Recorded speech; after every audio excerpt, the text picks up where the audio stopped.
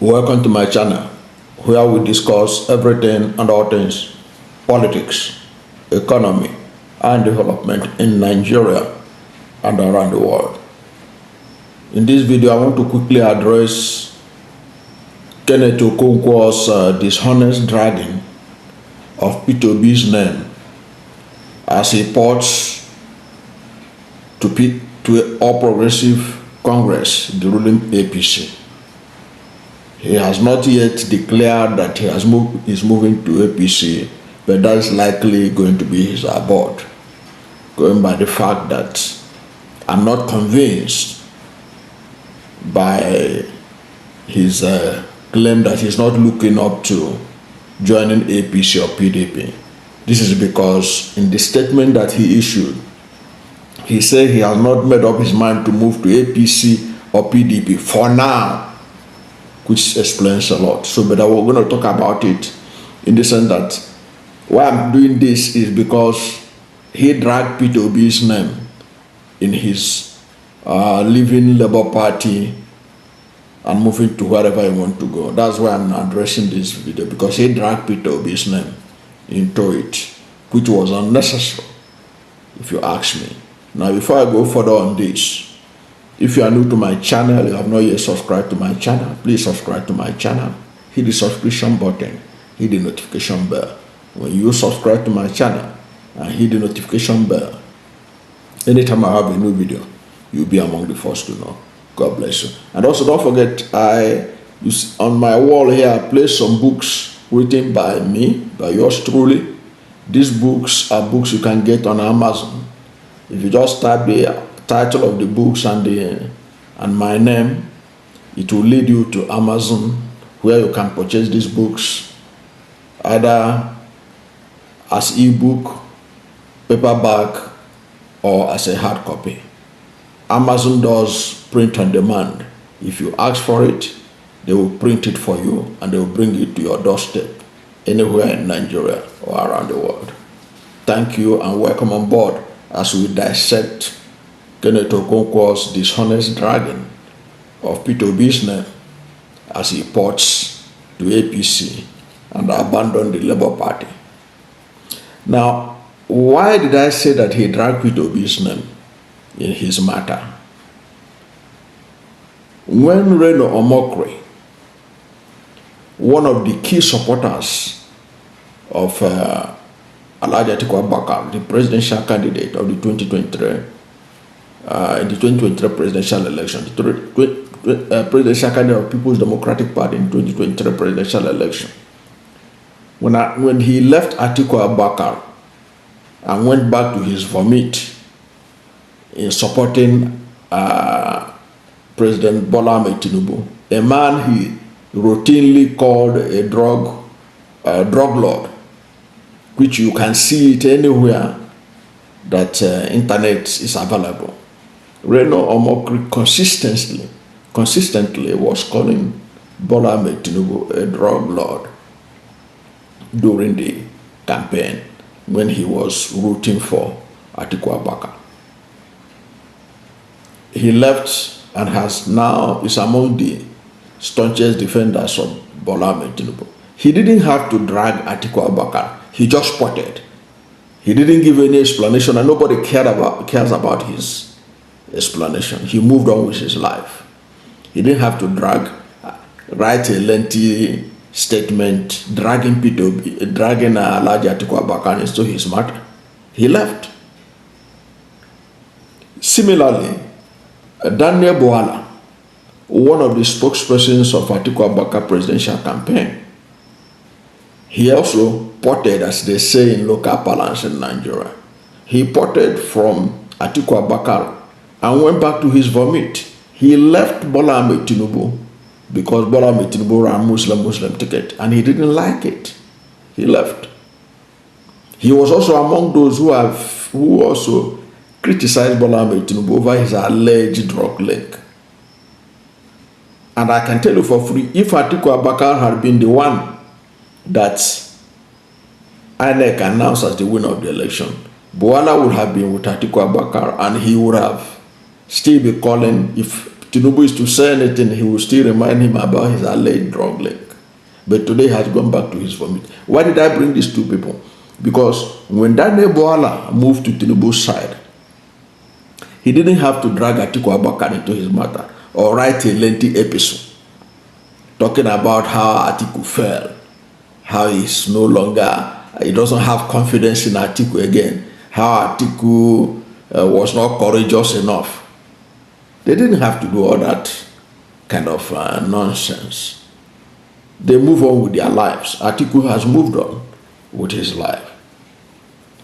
Now, nobody cared about why Renomokre or Buala left Atiku Abubakar. And nobody would have cared if Kenneth Okonkwo had moved on to APC or to any other political party or political interest. But he had to drag Peter Obi's name inside his matter so that he can use Peter Obi to trend that he has left, to score cheap political points. That is basically what it is. There was no basis writing those lengthy episodes with nothing that's totally empty. The episode was totally empty. I don't see the reason what he think that people will make out of it. It's not playing to the gallery or to ingratiate himself to those waiting to receive him in APC at the appropriate time. After all, that was where he came from before he moved to PDP, before he moved to a Labour Party in 2022. He accused Peter Obi that one of the reasons he lost confidence in Peter Obi is that Peter Obi had not been able to stabilize Labour Party. Did Peter Obi join Labour Party to be a stabilizer there? Is he the management of, is he among the elected NWC members of that party? He had done his best to try to rein in the disgruntled elements within that party. Okay? Peter Obi has managed Labour Party better than even Atiku Abubakar has managed PDP. And Atiku Abubakar is an old war horse in politics. Yet look at how Nyesom Wike has messed up the PDP. Look at how Fubara, if it was Fubara if it was Alex that is having the kind of crisis that Fubara is having in River State, everybody would have said, Okonkwo would have said Peter Obi is supposed to reconcile Wike and Fubara.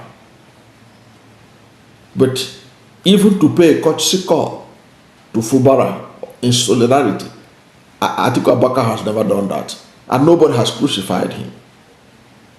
But this man wants Peter Obi to be blamed for a crisis that was instigated by the ruling APC. Because the crisis in Labour Party was contrived by the APC. Only a neophyte in Nigerian politics will not know that that is the hand, it has the imprint of Bola Ahmed Tinubu's shenanigans. All those crises in Labour Party. He went on to say that Peter Obi sided with Abure, that he's supposed to have sided with the owners of the party, the Labour Party, the members of the Nigeria Labour Congress, that he's supposed to be on their side. So that everybody had expected that if Peter Obi had said something, if Peter Obi had said something, everybody would have known that Abure's faction or the Abure group are not the right people to be in charge of the Labour Party, that it belongs to the NLC. But where was Nigeria Labour Congress in 2019 when Usman Mohammed was the presidential candidate of Labour Party in 2019 and he got only 5,074 votes? After that election, why didn't the Nigeria Labour Congress come back to come and take back their party, since it was their party?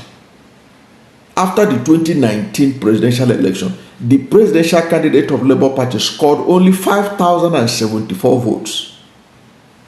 Usman Mohammed. Why didn't Labour Party come to take back their party? Or to come and cause problem? Because nobody needed Labour Party. It was because Peter Obi came to Labour Party in 2002 and reinvigorated it and used it to win election. That was rigged. That's when they now discover that, look, there is something here. We are the founders of this party. And when Peter Obi leaves that party, the party will revert back to its old self of irrelevance. Because this party was so irrelevant in 2011. That was why Labour Party did not present a presidential candidate. They adopted Jonathan of PDP. They did the same thing in 2015. They didn't have a candidate. They adopted Jonathan. They and Jonathan lost together. In 2019, when Buhari had already was looking for second term, their ticket was gotten by Usman Mohammed, who went on to score 5,074 votes out of the millions of votes cast in Nigeria in that year. Where were the Labour people? Because Peter Obi had made the party relevant, they now emerged from the woodworks, claiming that that's their party. So Peter Obi is sticking with those who are running the party when Nigeria Labour Congress were nowhere to be found. At the end of the day, nobody may know how Labour Party will end up. But if Kenneth Okonkwo wants to leave, he ought to leave gently, like a gentleman, and leave the party. And nobody would have bothered, because people did not vote for Peter Obi because of Kenneth Okonkwo, and he should know it. Unless if he has a bloated ego to think that there were anybody who casted vote for Peter Obi in 2023, because Kenneth Okonkwo was among his spokespersons. Okay, so he looking for excuse and talking about that Peter Obi did that, Peter Obi that, he lost confidence, and the media was running with it, and that was what he wanted, just to draw attention to himself. You know, he has no basis to drag Peter Obi into his matter. There's no basis bringing Peter Obi into his matter. He ought to have left quietly, the same way he left quietly when he left PDP in 2014. No, 2014 was when he failed to get the House of Reps ticket in his constituency, and in 2016 he now moved to APC. And also he was saying that Peter Obi is not courageous. I don't know how courageous this man wants Peter Obi to be. Peter Obi is not courageous. This is Peter Obi that his election was rigged. He went to Supreme Court and got it back. This is Peter Obi who was impeached, and he went to Supreme Court and he got it back. This is Peter Obi whose tenure did not end as stipulated in Constitution. He went to Supreme Court and the Supreme Court gave it back to him. And the Supreme Court declared that your tenure starts from the day you were sworn in. It was because of Peter Obi's judgment that today we have staggered election at governorship level across Nigeria. So what courage is he saying that Peter Obi is not courageous? I don't understand what he means. What courage is he looking for? He said that he wants a leader who, if he wins the election, will fight to return his victory. Peter Obi fought to return his victory. Because Kenneth Okonkwo, by saying that, he's been clever by half. After the election was rigged in 2023, what was the options left for Peter Obi? There were two options. Either to call out the millions of obedience to the streets with the possibility of loss of lives and property, and the breakdown of law and order, or go through the legal process. And Peter Obi chose the legal process, number two option, which is what Democrats do in every nation. He chose to go through the legal process. And he fought to the Supreme Court until the Supreme Court did what they know what to do the best. And that was the end of the matter. What else does Okonkwo want Peter Obi to do to show that he's a courageous person? He wants Peter Obi to die for him, or to confront the Nigerian military on the streets of Nigeria. He said that Peter Obi he wants a leader who is courageous, who if we vote for him, he will defend the vote. Peter Obi defended the vote to the best of his ability and in line with the law. In 2014, Kenneth Okonkwo backed after a PDP primary that was selected for 6 December 2014 in the PDP chapter of Soka Iboeze South Federal Constituency. Why didn't he fight to the end? When the thing did not favor him, he left. Also, in 2016, he didn't get most of the things he wanted in APC. He moved on. In 2016, he moved to APC. Not happy with PDP, he moved to APC. Now, in 2022, he moved to Labour Party. What courage did he show in all these political adventures that he took that show that he's more courageous than Peter Obi? As far as I can see, there is no Nigerian today who has the kind of integrity with which Peter Obi has, and who can be able to, after the election, will stand facing the barrel of the gun saying that let him be killed because of election. Peter Obi don't want anybody to die because of him. That's why he said he's not desperate to be president of Nigeria, only desperate to make Nigeria work. You can't expect him, after losing the election the way he did, that he was done, the alleged manipulation, for him to do anything beyond going to the due process. If there are people who should blame themselves, it's the Nigerian voters who didn't defend their vote. It is not for Peter Obi. The kind of thing that happened in 2023 election requires spontaneous protest by Nigerians. Nobody calling them together. There will be protests to the level that government will be forced to review that election. But Nigerians didn't do it. They accepted their fate, the outcome of the election, and moved on. And Peter Obi followed the due process.